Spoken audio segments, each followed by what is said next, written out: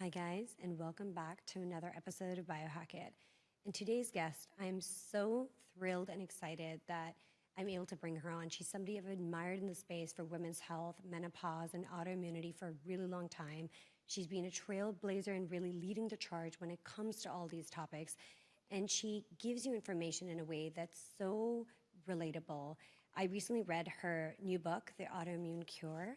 So without further ado, thank you, Sara Szal, for joining me on Biohack-it. So Sara, I actually want to start with this incredible book that I just picked up and reread. So I actually had read it in March when it first came out. And then I just came back from a plant medicine ceremony, so I picked it up again, and it resonated with me so deeply. So prior to me getting into the questions, I wanted to read for everybody a quick quote that I thought was absolutely beautiful. There are two ways of spreading light: to be the candle or the mirror that reflects it. I just think that's so powerful. And so, thank you for this beautiful work. And I'm excited to kind of discuss a lot of what came up for me in the book and talk about your work and your background today. Awesome, Iman. I'm so excited to be with you. I wanted to start off with telling everybody here a little bit more about your background when it comes to root cause medicine and the Pine system, because I read a lot about that in the book. So I want to talk about your journey to getting here and really realizing that root cause medicine is how to really treat people, and talking a little bit about the Pine system. I love that you've had so many guests already who've talked about functional medicine, root cause medicine, an alternative to conventional medicine, which is not necessarily root cause. It's often more pharmaceutically based. It's more about coming up with a diagnosis for someone and then matching that to a medication. And I think the reason why a lot of people go into root cause medicine or this other way of practicing is that they were failed by the medical system in some big way. And that was the case for me. What happened for me in my 30s was that I had a couple of kids. I couldn't lose the baby weight. I was really stressed. I was trying to be that light in the world, and I had something that I imagine you might struggle with too, which is the work harder paradigm, to solve a problem. And I went to my doctor and had my list of symptoms: the belly fat, the trouble losing weight, the premenstrual syndrome, the low libido. And he offered me a birth control pill and suggested that I go on a selective serotonin reuptake inhibitor. So it was really in that moment that I thought, well, if I'm a doctor and I'm being told this, he also said exercise more and eat less. If I'm being told this, then there are millions of people who are also being told this, and it's the wrong message. So that got me to turn toward a different way of practicing that initially was integrative medicine. This is back in the 80s and 90s, and then functional medicine.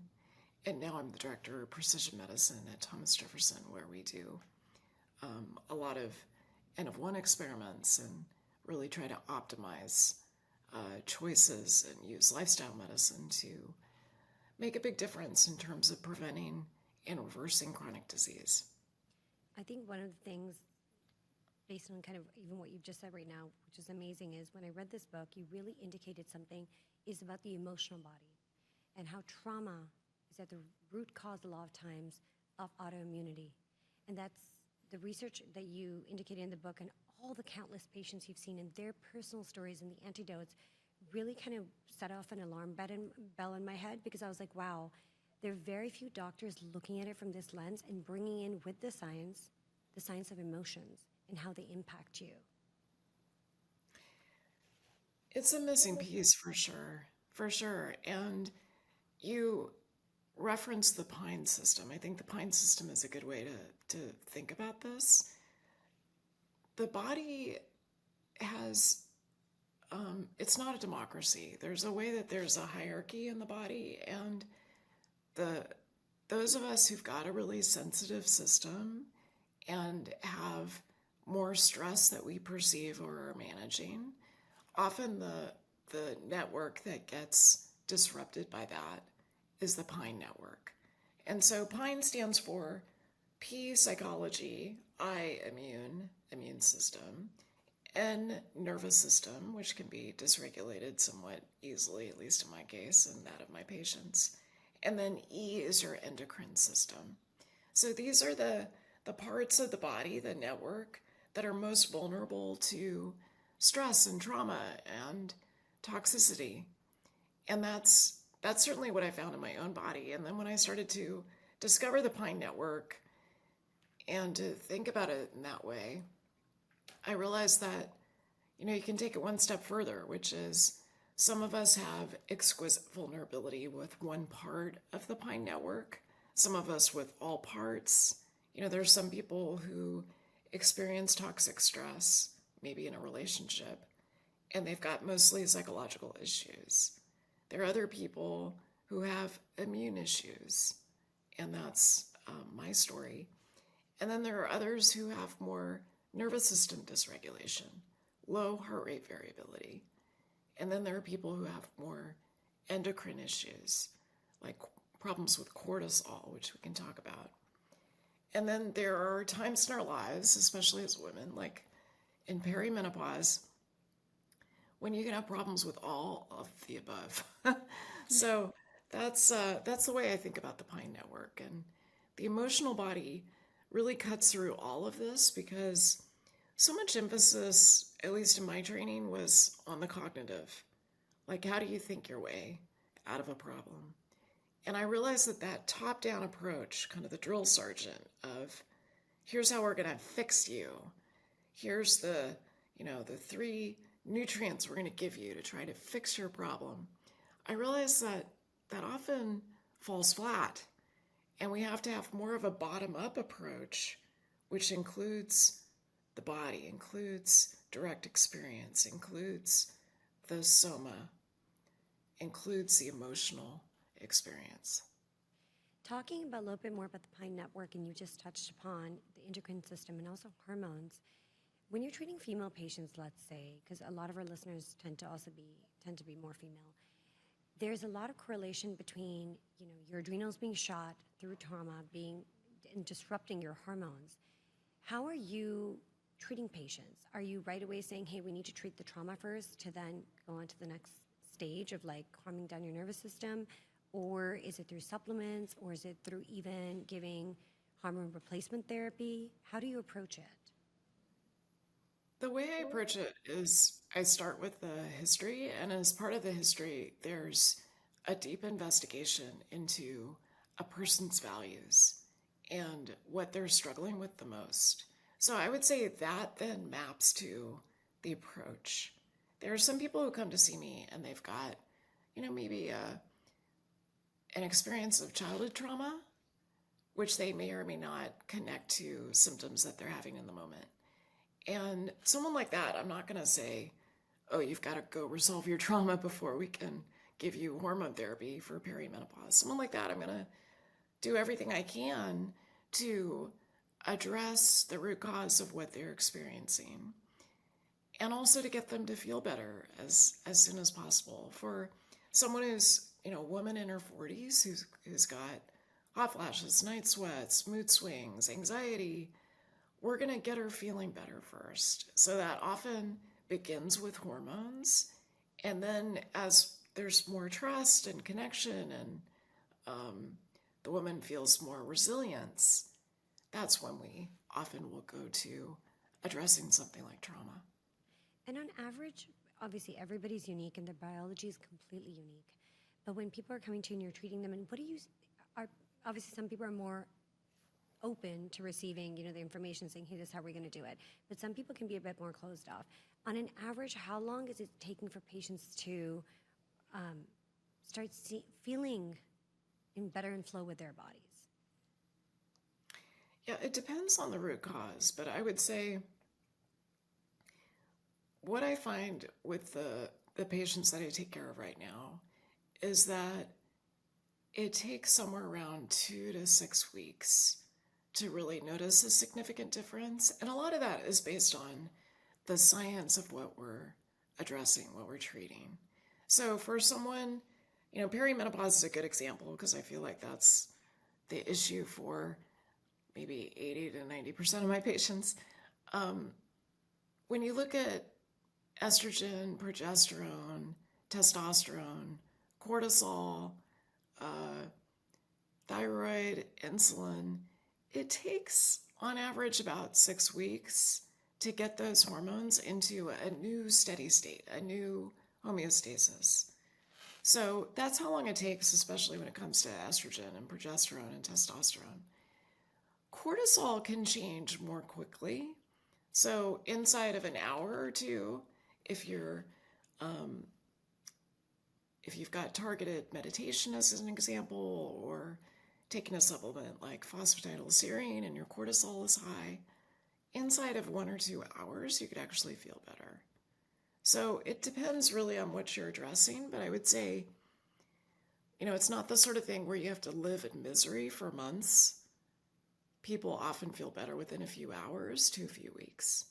That's amazing that you're able to see signs and symptoms of somebody. And, when somebody's really at a low point in their life and they're not feeling well, everything feels like it's falling apart for them, right? It's such a struggle to even get out of bed, to do the most basic things in life. To be able to empower people again is a really fulfilling feeling, and to give people their lives back, essentially, and control over their lives back. This episode is brought to you by Timeline Nutrition. Are you ready to unlock the secret to boundless energy and vibrant health, no matter your age?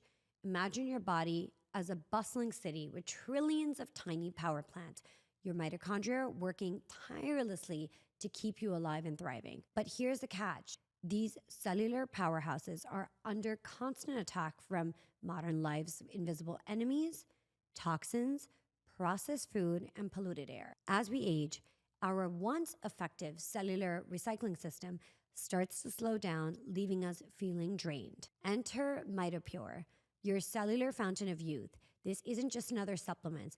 It's a scientifically backed revolution in a bottle. MitoPure doesn't just mask symptoms. That's right. So I always take issue with the word control because I think in some ways control is an illusion.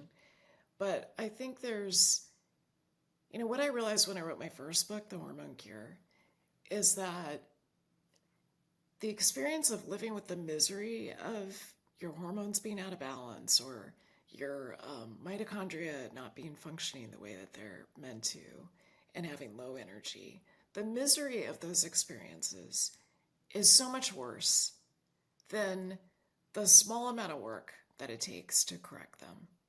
So I think that's a really empowering message that, if you feel anxious and you're 40, or you're struggling with your gut function, or you've been told that your anti-nuclear antibodies are elevated, or your thyroid peroxidase antibodies are elevated, and you've got Hashimoto's, it's so much easier to get your body back to a state of balance than it is to live with the discomfort of those symptoms.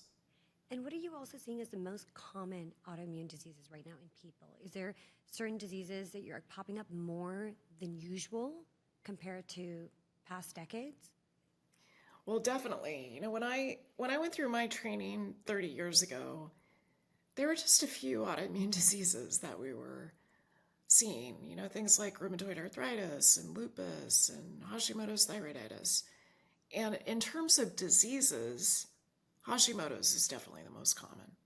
But there's more than 100 autoimmune diseases that are classical, where you've got a constellation of symptoms, you've got antibodies that you can measure, and you've got destruction of tissue that's initiated by your immune system. So that's really the definition of a classic autoimmune disease. There are other conditions that we don't necessarily think of as autoimmune, but they are the body attacking itself. And that includes some types of irritable bowel syndrome, endometriosis, adenomyosis, and even cardiovascular disease, where you're attacking your blood vessels. So those are diseases, but in functional medicine, root cause medicine, we like to go back a little further to what's the pre-disease state? What happened when your body switched from a state of health and so-called normal or optimal, to a pre-disease state. So we can think of this as an example, going from healthy, no insulin resistance, your glucose and your insulin are stone cold normal, to a pre-diabetes state. That's a pre-disease state. And then over time, that can progress to diabetes. So if we think about that continuum, which we think of a lot in functional medicine, you can look at autoimmune diseases on one end of the spectrum. But then there's this period of time, that's about 7 to 14 years, where you can start to have symptoms, vague, nonspecific symptoms, and you may also have some blood testing that's changing. So in terms of what's the most common thing I see, with autoimmune disease, Hashimoto's, with autoimmunity, the most common thing I see is a positive anti-nuclear antibody. And we know that the rate of Americans who have anti-nuclear antibodies has dramatically increased over the past few decades. And it especially increased during the pandemic. And now we know, based on a couple of studies, that about 30% of us, healthy people like you and me, have positive anti-nuclear antibodies. 30%. So it's pretty common. So for every 3 listeners or viewers that are tracking us right now, 1 of you have positive anti-nuclear antibodies. And the only way you know is to do a blood test. And what do you think is contributing to that? Like when the research and studies, where have they tied it back to be like, this is a starting point of where this is emerging in people? It would be great to have the answer to that question, Iman, because that's what we want to know in root cause medicine. We want to figure out, okay, what's contributing to this crisis, this epidemic, and then how do we address it? So we don't really know. The groups in whom we've got the greatest increase in anti-nuclear antibodies are men and children, adolescents. So what is that about? Well, this is one of the few situations where we're not seeing a dramatic increase over time in women. But 4 out of 5 people with autoimmune disease are women. So we already have like this disproportionate rate of autoimmunity. And we think some of that is related to our hormones, that women are more vulnerable. We've got these gigantic hormonal shifts that happen. We've got pregnancy, postpartum, a really common time for postpartum thyroiditis. We've got perimenopause. And what I saw in my practice is women going through perimenopause who are having type 1 diabetes diagnosed for the first time, multiple sclerosis diagnosed for the first time, rheumatoid arthritis, psoriasis, the list goes on. So why is this happening? We think it's the environment that we live in. It's the way our food has changed. It's the influence of big food, packaged food, processed food, ultra-processed food. It's the influence of toxins that we're exposed to. It's tap water that's polluted. It's the level of stress and availability. Maybe it's related to smartphone use and just sort of that always-on culture that we're exposed to. We know that stress and cortisol is at an all-time high. And cortisol is not just the stress hormone in isolation. It's also involved in your pine network, kind of cuts through all aspects of the pine network. It's involved in your psychology. So 50% of people with depression have high cortisol. It's involved in the risk of anxiety. So as you alluded to, people who've got kind of that burned out phase of low cortisol, those are the people who have the greatest risk of anxiety. And then it also affects your immune system. It modulates the immune system. Cortisol affects insulin and your risk of prediabetes and diabetes. So what we know from national surveys from the American Psychological Association is that we've got really high stress levels. Women are affected more than men. And And I think people often lack a remedy, a solution, a way of managing their perceived stress that really works for them. I think practitioners like yourself have become so important to Americans and educating them, because most of the times, like let's say you just mentioned something about depression being linked, going to affect your immune system. When people are walking into a practitioner's office and saying, "Hey, I'm depressed," they're generally given a pill. Very few times there are doctors like yourself who will say, "Wait, let me look at the root cause of what's causing this and then adjust other variables, whether it's your hormones, whether it's your gut, whether it's your nutrition, whether it's your sleep, to figure out what's causing this emotional change in you that sometimes is leaving people crippled." Like, people who suffer from mental health can be absolutely crippled by it. And that's where I think we're doing a disservice, and I feel like the medical system needs to be readjusted to give voices like yours much more room and bring in more practitioners who think like yourself, so that we can really start healing a generation of people that is chronically ill. Like, for as developed a country we are and how much we spend on healthcare, we are the most sick nation. And that piece is really disturbing to me. It's disturbing to me too, and I'm so glad you put your finger on this very issue, because depression is a really good way to look at what's going on. I mean, we think that depression worldwide is causing more disability than almost any other condition. So we think of heart disease as the number one killer, but in terms of what robs us of aliveness, what robs us of serving our mission and connecting with others, I would say depression is at the top of the list. I had my first episode of depression when I was in my 20s. And I think that episode of depression, like for many people, was related to trauma, childhood trauma, the trauma of the residency program that I was in, where I was working 120 hours a week and I wasn't sleeping. The lifestyle problems were, there was a long list of them. And if I had been told when I entered talk therapy in my 20s, if someone had said to me, "Hey, okay, you've got trauma, you've got an adverse childhood experience score of 6, the chances of you being able to resolve that with talk therapy is at best 30%. So good luck with that." I don't think I would have done it. I don't think I would have signed up, because that is abysmal. That is such poor efficacy. And we've got so many other solutions. So you talked about how you go to your doctor, primary care doctor, you say you've got depression, they write a prescription for Celexa or Lexapro or whatever the latest antidepressant is.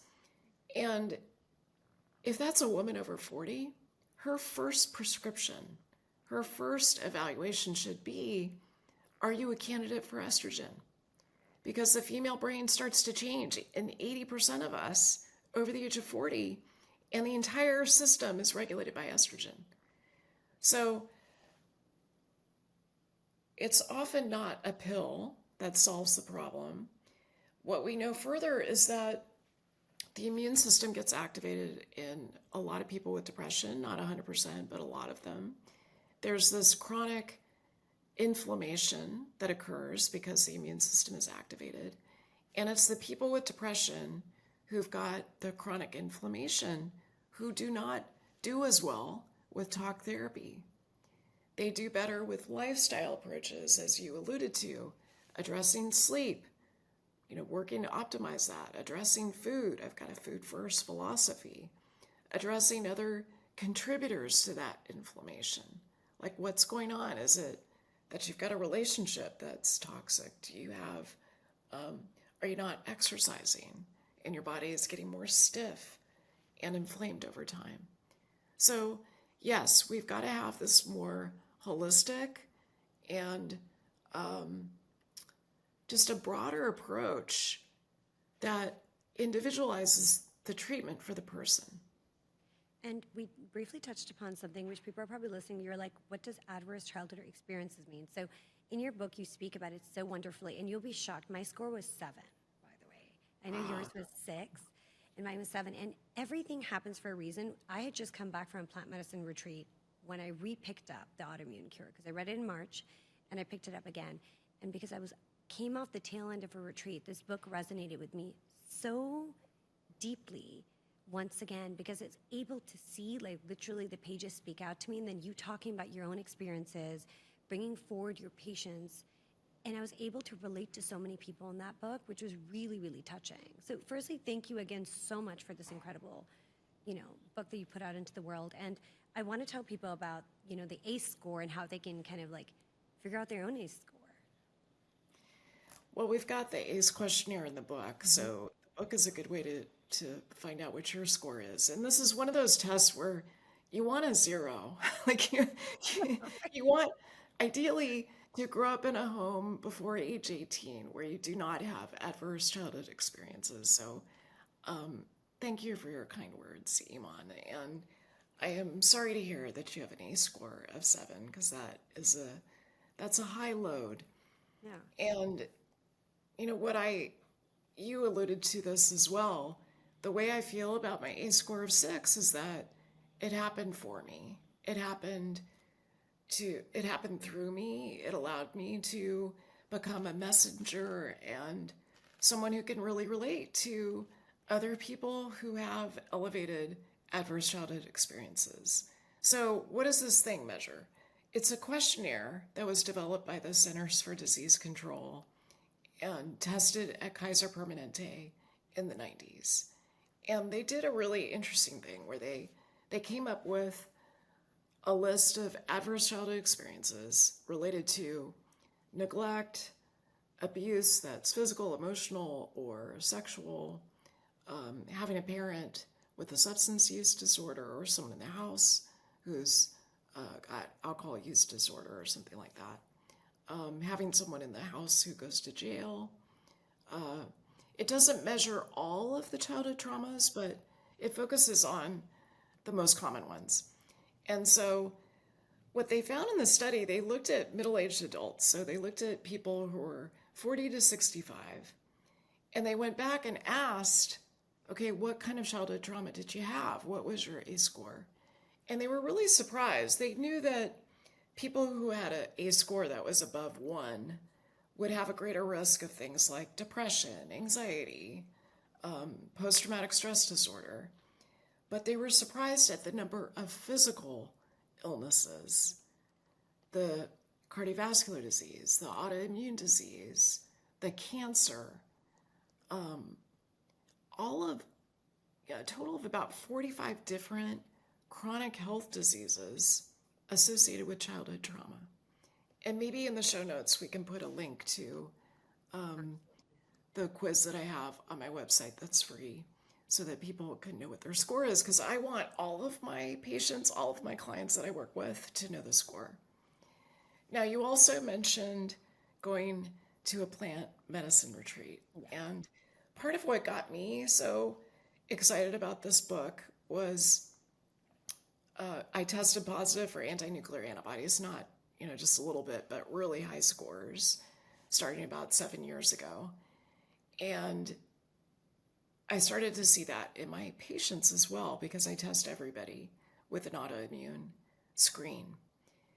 And as I was seeing this, and as I mentioned, 30% of the population is positive for anti-nuclear antibodies, I got really curious about, okay, well, how do we get empowered about this? We don't want to just be victims who had this experience and we can't grow from it in some profound way. And that's when I started to look at, okay, when it comes to autoimmune disease, there's 3 legs to the stool. There's the genetic risk, there's increased intestinal permeability, so-called leaky gut, and then there's a trigger. And you can do something about the leaky gut, and you can do something about the trigger. Can't do much about your genetics. You can work to clear some of the epigenetics, but otherwise you're kind of stuck with your genetic blueprint, at least at this point. And one of the ways that you can address the trigger, which could be trauma, childhood trauma, adult trauma, or an infection, such as with the virus that causes COVID, or hormonal change, like being postpartum or perimenopause or menopause, you can address that. And around the same time that my positive anti-nuclear antibody came up, I started to see this literature on MDMA-assisted therapy and how, if the efficacy of talk therapy plus one of 3 FDA-approved selective serotonin reuptake inhibitors for the treatment of PTSD, if the efficacy is 30% for that, the efficacy for MDMA-assisted therapy is more than double. So the number of people with post-traumatic stress disorder who go through, in a randomized trial, treatment with MDMA-assisted therapy and resolve their symptoms is around 67 to 71%. So that blew my mind and just made me realize, okay, plant medicine, other solutions that help you clear trauma from your Pine network, we need to pay attention to those. Because not only do they help you with mystical experiences, they also help to clear the slate with some of the physical conditions that you might be facing. I want to say, just hearing all of this makes me feel so seen and acknowledged, because I was, due to my high ACE score, which I pieced together after I read your book, I was heading headfirst into chronic disease. My mom passed away 2 years from ovarian cancer 2 years ago. I was somebody who was chronically inflamed, even though I'm very petite. My gut was, I would eat something, I'd feel so uncomfortable right after I ate it. I suffered from really bad ovarian cysts. I've had multiple surgeries.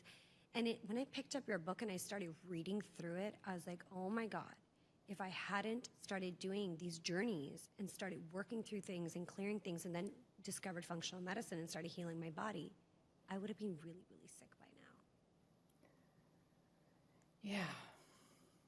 Yeah, well, I'm so glad that you saw yourself in the book. I mean, it's the reason I write, because it can be really lonely to have the experience that you just described. It can be really isolating and painful. Ovarian cysts are really painful.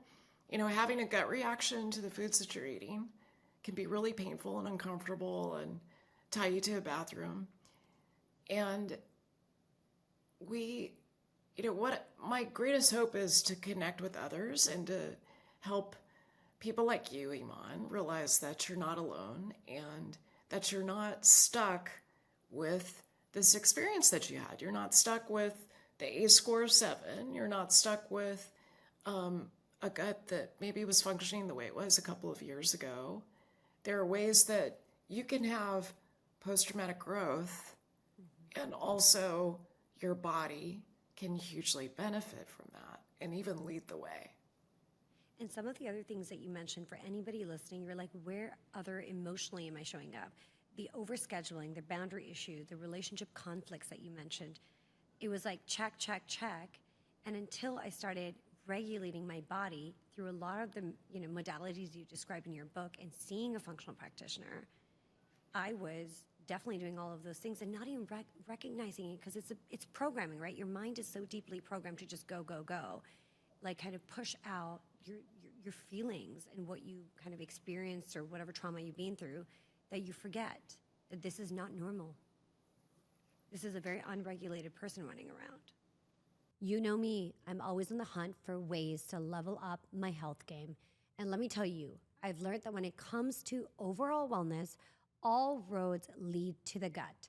70% of the human immune system resides in the gut, making it a crucial factor in overall health. That's why I'm thrilled to introduce to you our newest partner, Jonah, the most advanced microbiome company on the market. If you're like me, always looking at ways to optimize your health and well-being, you're going to love this product.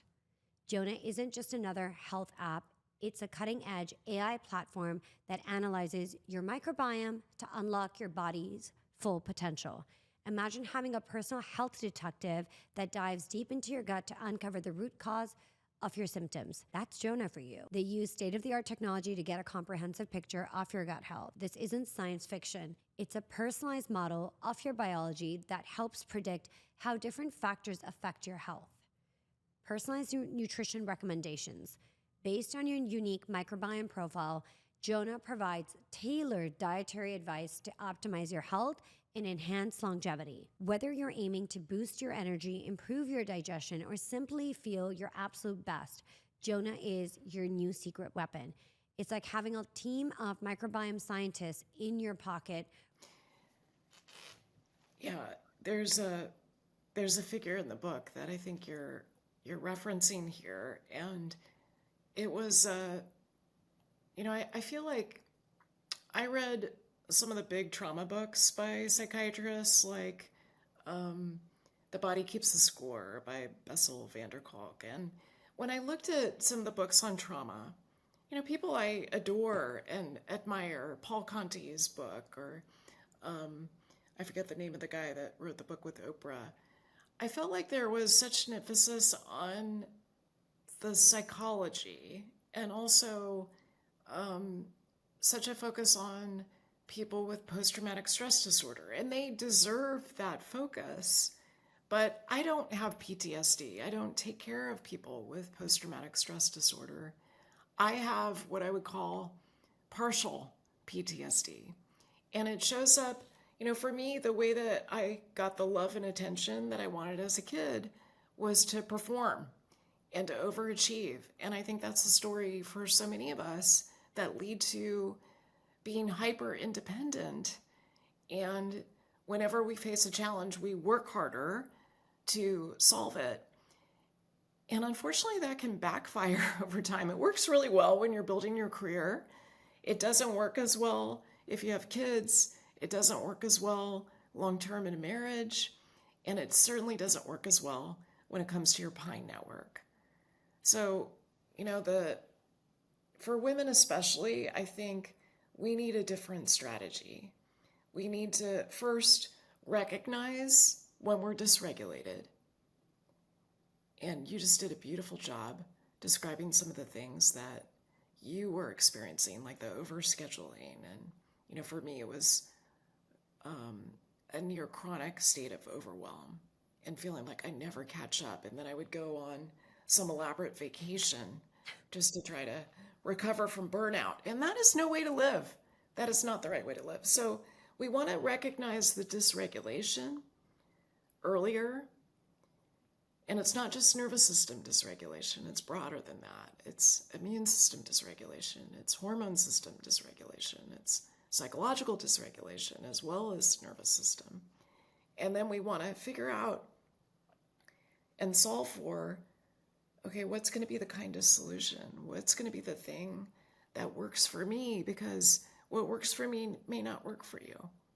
So we want to do those experiments so that we can really hone in on what's going to work the best for Iman as you address the inflammation and the cysts and the gut issues and the ACE score of 7. I was deeply, because of the work that you've described there and the patients that have done these psychedelic therapies and helped heal their bodies and recover and get some sort of a handle on their autoimmunity, it was deeply frustrating to me to see, on the flip side, the regulation around MDMA, given how promising it is, how the science is so strong on it, yet the FDA, I think it was last year, that they didn't approve it to get into full-blown, kind of facilities. And so for me, it's sitting there again, back to what I said earlier, practitioners like you are doing such an amazing job at like carving the path forward for other people to come through and feel seen like myself and acknowledged. And now we finally have research like this that tells us there's a way to solve your body, there's a way to heal, there's a way to get better. And then, in a larger conversation, sometimes the regulatory bodies are not coming forward to support it. And it's like, but you're going to keep people chronically sick? So from your perspective, how do you approach that? Because you have people who are going to read this book and be like, Sarah, I want to try this. I want to heal. I want to get better. I want to take control. Control, obviously, like you said in the beginning, is can be varied. But I want to feel like I'm in charge of my life again to some extent. Yeah. So we're a few months out from when the FDA declined to approve MDMA for the treatment of post-traumatic stress disorder. When you look at the panel of people at the FDA who made this decision, only one person out of 11 had any sort of scientific or clinical experience with psychedelics. So, there's a way that the FDA is largely influenced by pharmaceutical companies. We are aware of that. And so, unfortunately, we're sort of stuck with the devil we know. And what they're demanding is more safety testing. So they want another phase 3 trial, randomized trial, looking at people with post-traumatic stress disorder. And you're right. I mean, what this means is that even though MDMA-assisted therapy, which is a treatment that you do 3 times over, several months, it's not taking a pharmaceutical every day. So even though MDMA-assisted therapy is safer than alcohol, the FDA has decided not to approve it for PTSD. So there's a context for this. There's the anti-drug campaigns of the 70s and 80s, and a lot of fear. When you talk to someone who is against MDMA for PTSD, they don't really want to talk about how it's safer than alcohol. And alcohol is like the safest toxin that we have available. So where do we stand? For people who want to try these things, I'm a medical doctor, and so I can only suggest that people go above ground, that they are going to a country, for instance, where it's safe and legal, like Holland or Jamaica, a place like that. And otherwise, if you want to try it in the US, you really need to be part of a research protocol. Be part of this new phase 3 trial that MAPS is going to have to run. So the good news is, it used to be that Johns Hopkins was one of the only psychedelic centers that we had in the country. Now they're all over the place. We've got one at University of California, San Francisco. We've got one at UCLA. We've got one at NYU. So there's a lot of different places where you can be part of a research program and be part of the solution and contribute to our understanding of what these sacred medicines do. And for anybody listening as well, when it comes to, you have psychedelic assisted therapy, you also have plant medicine. There's so many countries it's legal in, and it's part of their culture, and it's celebrated and allowed. So I just did my last journey in Ecuador. It's completely legal. So always find places that you're safe and you're around in a safe surrounding and you're with people that you trust and other people have been there. So make sure that you do that research. But there are plenty of places you can go to, which unfortunately for now it's a short flight away, but it is frustrating that we should be able to have this in the US, but I hope we will get there eventually. I think we will. I think it's just going to take some time. And a lot of it is going to be state by state. Mm-hmm. So for instance, we now have, based on statewide voting, you can see a psilocybin provider in Oregon. Colorado just voted to make this possible here in California, in Oakland. Psilocybin was decriminalized many years ago. So, we're making slow progress. And I know that's frustrating for a lot of people, but it's really the best we can do given our current governmental structure. And Sarah, in your book, and I would really love people to hear this from you, you describe the definition of psychedelics, like what the word actually stands for. Yeah, so the official definition is that psychedelic is mind manifesting. And I feel like in some ways that might be a misunderstanding. I feel like it's not just about the mind, because the mind is such a small part of your intelligence. You've got so much body intelligence, you've got so much spirit intelligence. So I think of it more as spirit manifesting, that it really brings this level of aliveness and allows you to see and feel and sense your spirit in a much stronger way. And I think these modalities, these molecules allow you to connect to source, which I feel brings back things like faith in yourself, faith in the world, and reconnects you with yourself. Because we are walking around on our phones with a lack of community. We're making only community online. We forgot what it means to interact in person. We are so disconnected. and it kind of invigorates you again. So when you come back, you're like, wow, you have such a gratitude and love for life. And then you're able to come back and take on whatever's in front of you. That's right. Yeah, I love talking to people when they come back from plant medicine experiences because there's a way that you remember. Yeah. You remember this vast web that we're connected to. There are ways that our cell phones and social media can get us to forget and to feel isolated and to compare ourselves. And there's a way that when you ingest these sacred plants and you develop a relationship with the spirit of these plants, like your spirit connects to the spirit of these plants, it allows you to remember allyship. It allows you to remember abundance and some of these virtues and experiences that we really need more of. And our world, in many ways, our culture is designed to get us to forget about them and to get into a state of scarcity, get into a state of lack and comparison. So I really love that reset that I can see in your system right now. And I hope you let that linger and remain in your system as long as possible. No, it's just, I'm telling you, it was so beautiful to come back and pick up the book again and go through it and see. And I know so many people will find themselves in this book, which is why I heavily encourage you to pick it up and read it. You will find it's speaking to you on every single page, and you will relate to a lot of the patients you describe. Or somebody in your family will come up and you're like, oh, wait, somebody in my family had those signs and symptoms. That's what it was. And it helps you kind of process and move through things in a really beautiful way that you feel, like I said, you don't feel isolated and alone anymore. You feel seen. And we're walking through life wanting to be seen, wanting to belong and feel like we're not doing this by ourselves. And I think this book genuinely really allows you to do that. Thank you. Feels like you got it, Iman. You totally got it. You got my goal.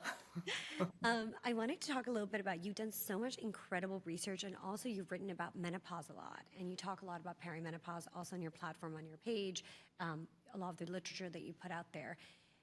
We're seeing a lot of women going earlier and earlier into menopause these days. It's a big conversation that's coming up.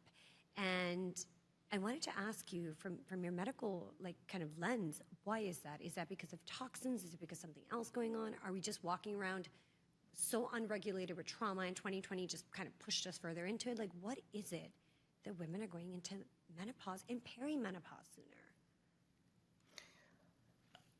There's a number of factors. I think one is there's more awareness, thank goodness. So people, it used to be that nobody talked about perimenopause. I remember when I wrote The Hormone Cure more than 10 years ago, there was no one else really talking about perimenopause and menopause and hormones. And so I love that so many more people are talking about it and or recognizing the symptoms a lot earlier. So a lot of people don't realize the first thing that changes is your period.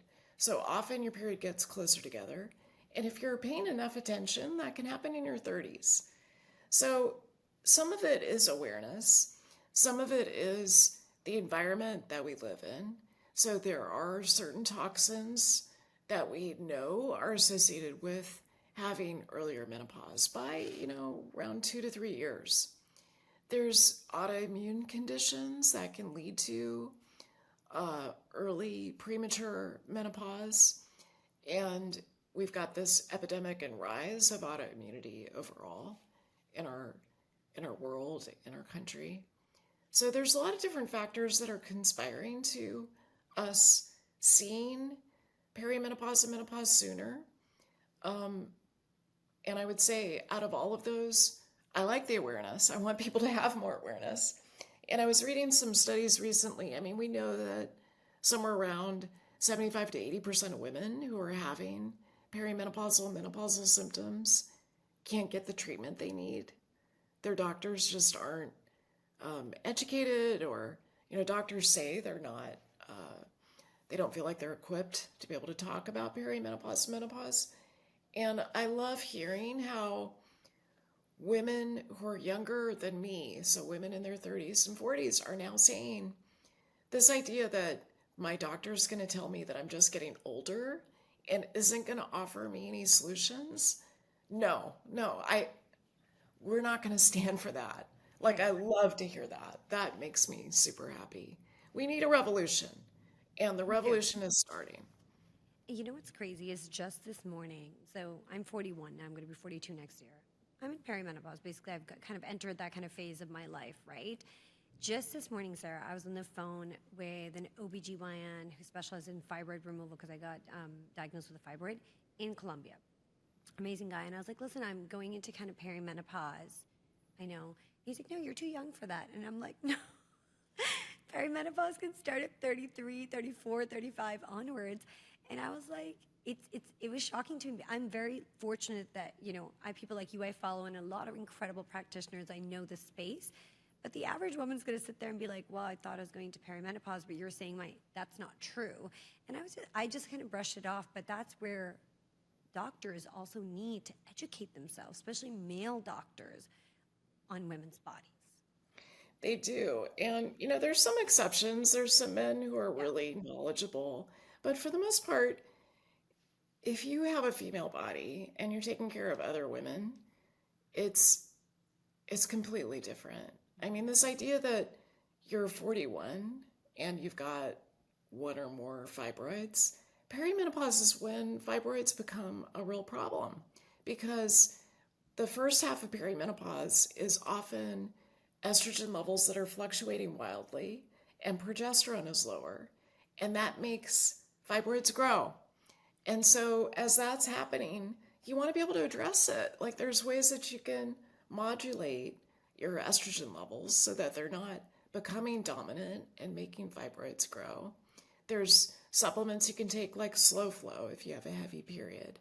So, I'm sure he's well educated, but there's a way that conventional training tends to leave out some of these really important and helpful aspects of how women's bodies change after 35.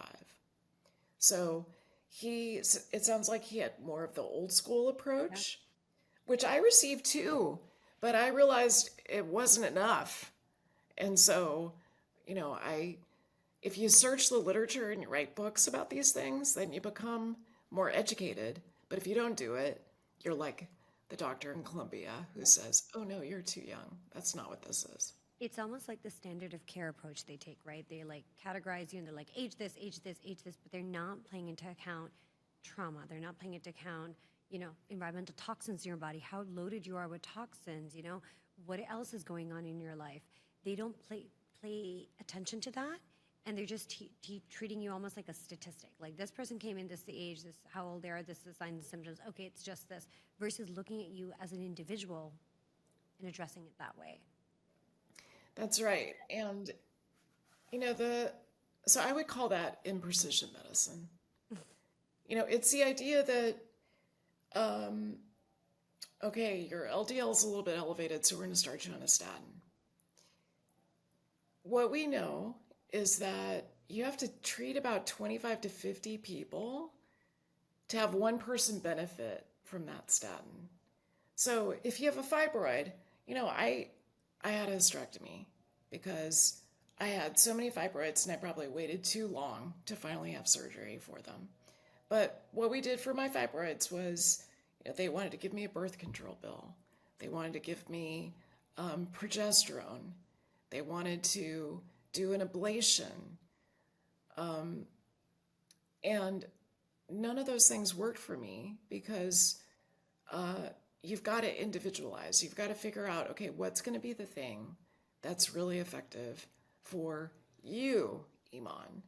Not Sarah. Can't take what works for Sarah and apply it to you. We have to figure out what's precisely the most effective for you. And when it comes to that, how do you think people advocating for themselves should go about that, right? So they go see a doctor and they don't resonate with them. What should be somebody's next step? Is finding a practitioner like yourself and being like, hey, I'm going to find somebody who actually can treat me in this way. I know you also talk about things like the elimination diet and hormone replacement therapy. Like, where is somebody's starting point? This episode is brought to you by Biooptimizers. Are you tired of tossing and turning at night, unable to quiet your racing mind? 4 out of 5 Americans aren't getting enough magnesium, and it's affecting their sleep and overall well-being. I used to lie awake for hours worrying about my to-do list for the next day. It was a vicious cycle that left me exhausted and unproductive. That all changed when I discovered Magnesium Breakthrough. Since adding it to my nightly routine, I've been falling asleep much faster, staying asleep much longer, and waking up refreshed. It's been a game changer for my sleep quality and energy levels. What sets Magnesium Breakthrough apart is its unique blend of all 7 forms of magnesium.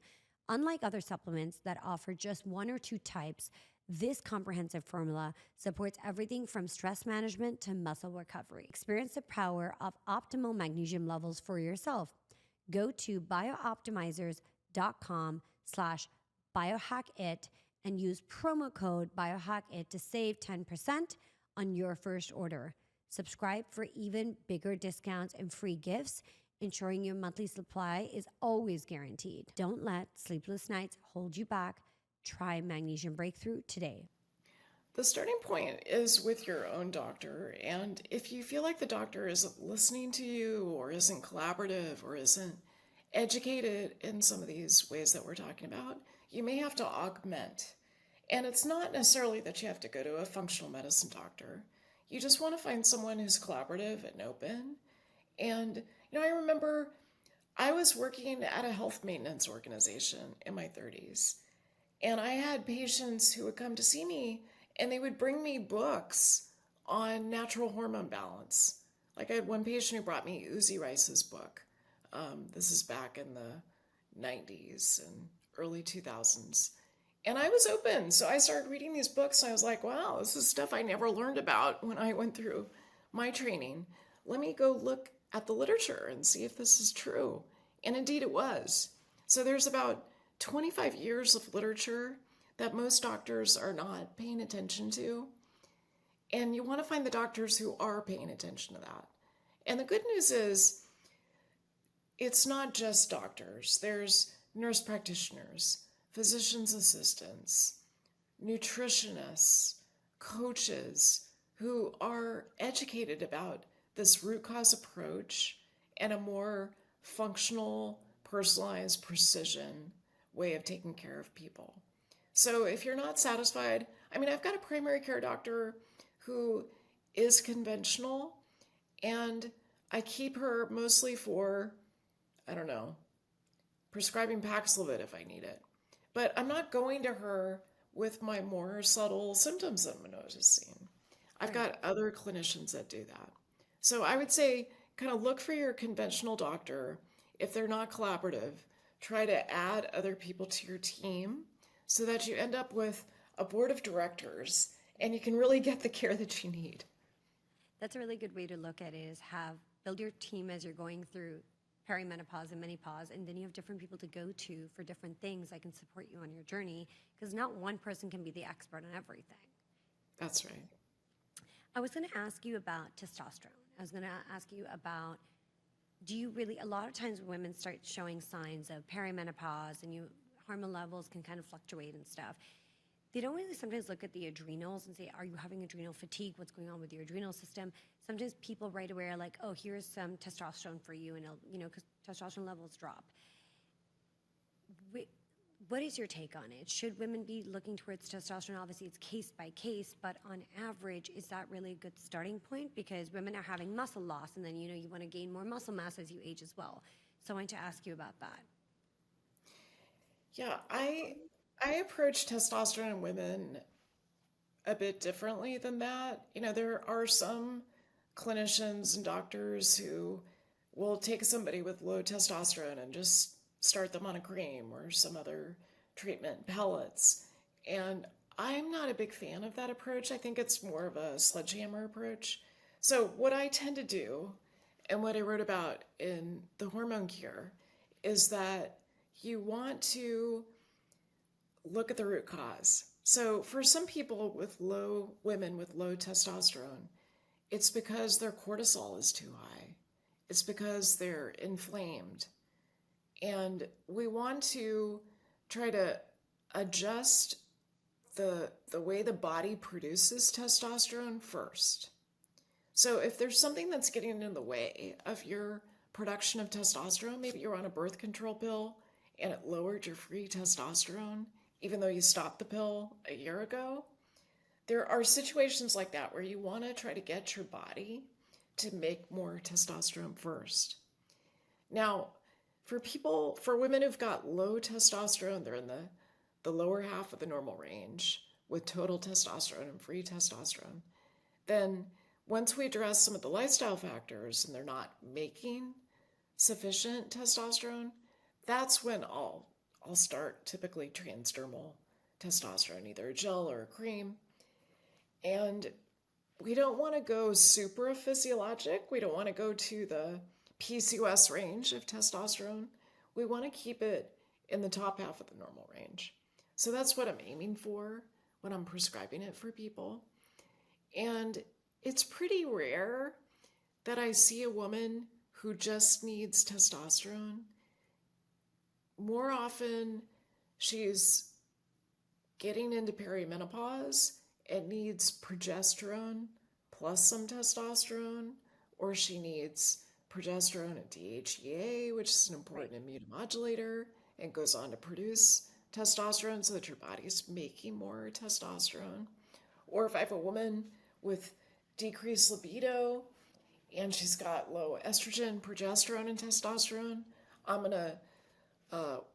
we're gonna work together on the estrogen and progesterone first and see where that gets us with testosterone production, and then maybe we add on testosterone later. So it's not something I typically go to first. I like to address lifestyle factors first and kind of look at the whole picture of what's going on with hormones and not just focus on testosterone in isolation. By itself. You mentioned DHEA, and I was actually going to bring that up on my questions because, you know, it's an amazing supplement, and I want people to kind of learn about it.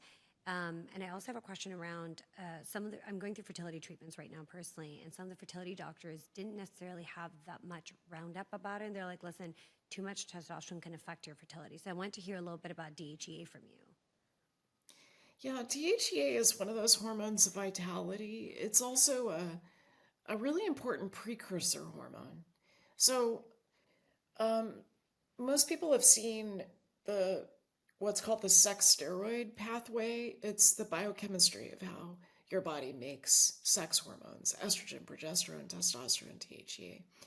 It's kind of a complicated biochemical pathway, but the highlights that I focus on in my book are cholesterol gets made into something called pregnenolone. That gets made into progesterone and cortisol, or it goes to another side of the pathway to make DHEA, and then testosterone, and then the estrogens. And so you want to be thinking about DHEA levels that are in the optimal range.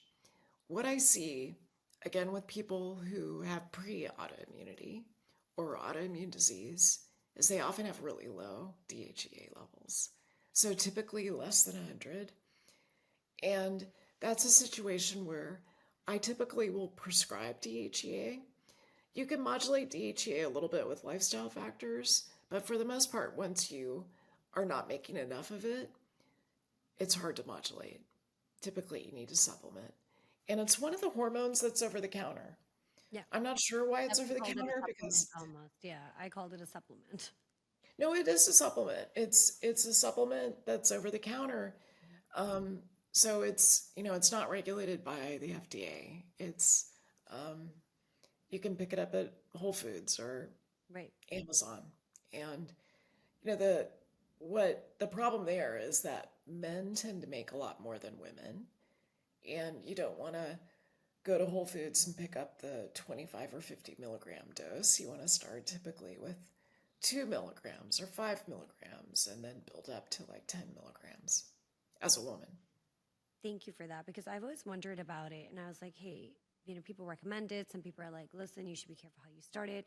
Or then, some fertility doctors told me that, listen, if you're going through fertility treatments, you don't want to have too much testosterone in your body because it can impact your follicles, essentially. So I was like, given all the research that you've done, I was like, I really want to ask Sara about women listening in, the role of DHEA, where they should find it, the dose they should start on, and kind of what makes them a candidate for it. So thank you so much for explaining that. Sure. We spoke a lot about different ranges, and just like when it comes to traditional medicine versus functional labs, there's a variety of ranges, because traditional medicine, they're looking at people who are already chronically sick. Functional ranges tend to be a lot tighter. Where do you think people listening in, because some women might be like, hey, I want to go get my blood tested now. What should they be testing for? So one of the top lab tests they should be doing, like the markers they should be testing for, and where can they find these optimized ranges, which puts them more in the healthier range? One of the easiest ways is to go to a direct-to-consumer laboratory test. So there's a couple of them. There's Inside Tracker, and there's also Function Health, which was, it's the company that was started by Mark Hyman. So Function Health is a good choice. The price point is about $500 for 2 lab tests a year, and they use the functional ranges. So you find out, okay, here are my biomarkers that are in the optimal range, here are my biomarkers that are out of the optimal range, and here's a clinician note about what to do about them. So I think that's a really good way to do it. It's in beta testing right now, so you can use my code to bypass the wait list, which is ZAL, my new last name. I went through a divorce last year, 100, SZAL 100. So that's, I think, probably the best way if you want to try to do it through insurance and to get your primary care doctor to order it. I've got blood panels that are in pretty much every book that I have, but generally you want to look at metabolic function, and that includes glucose, insulin, hemoglobin A1C. You want to look at liver function to test for fatty liver or damage to the liver, such as from alcohol. You want to look at kidney function. You want to look at advanced lipid markers, so not just LDL, HDL, good cholesterol, bad cholesterol, triglycerides, and total cholesterol. You want the more advanced biomarkers, lipo(a). And then the autoimmune screen that I talk about in the book, looking at things like anti-nuclear antibodies, thyroid peroxidase antibodies, antithyroid globulin antibodies, celiac antibodies. And you want to do hormones. So you want to look at cortisol and estradiol and progesterone and free and total testosterone, sex hormone binding globulin, thyroid function, not just TSH and free T4, but free and total T3, maybe reverse T3 if you're someone who's pretty stressed, and then thyroid antibodies. So that's a pretty basic panel to start with. I probably left a few things out. I mean, when I'm working with someone, I'm also looking at genetics, and I'm looking at gut function, so microbiome testing. I typically run a Dutch Plus test so that I'm looking not just at hormone levels, but also metabolites of cortisol and estrogen and progesterone and the androgens. So that's typically where we start.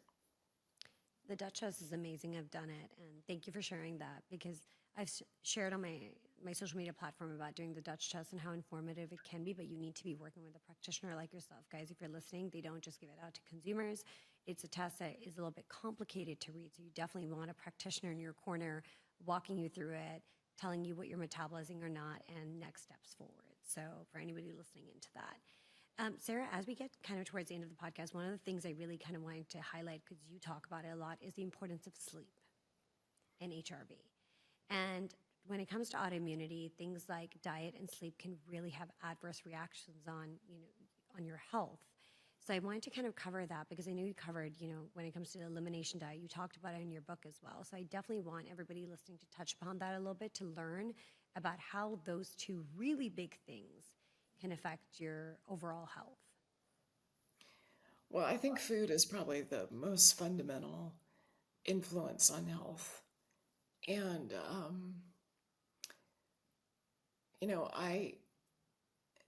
I live near a farm stand where I try as much as possible to eat produce that was picked from the ground that morning.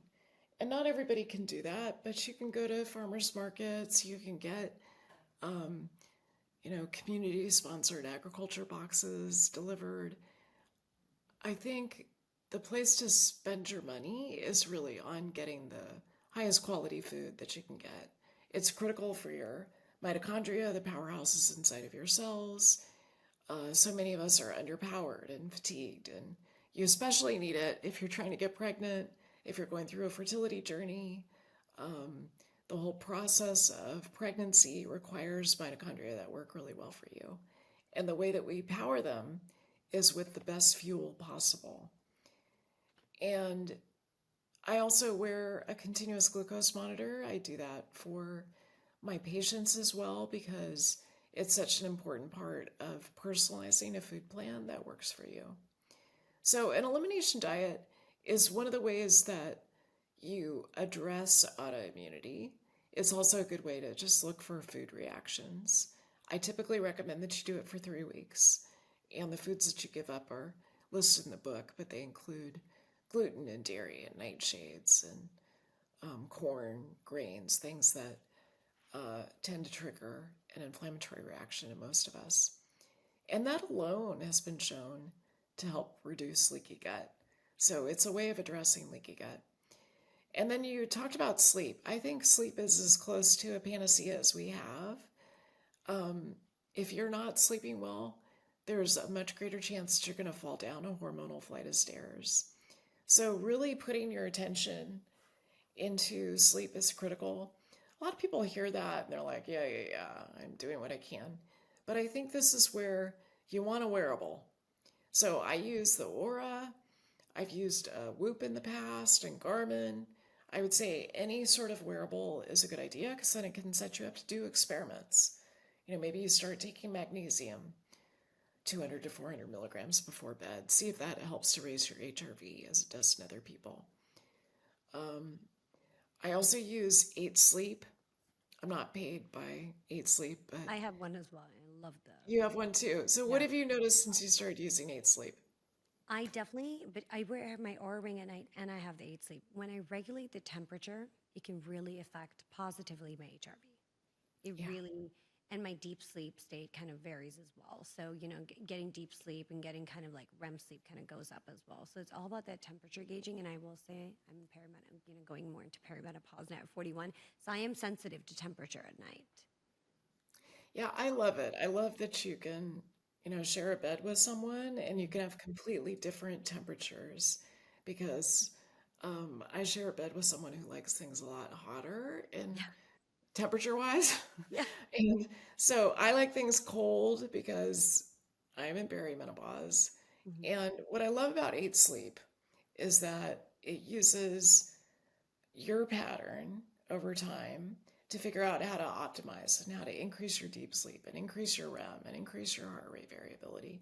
So it does little experiments, kind of like we've been talking about in precision medicine, to get your sleep to be as satisfying as possible.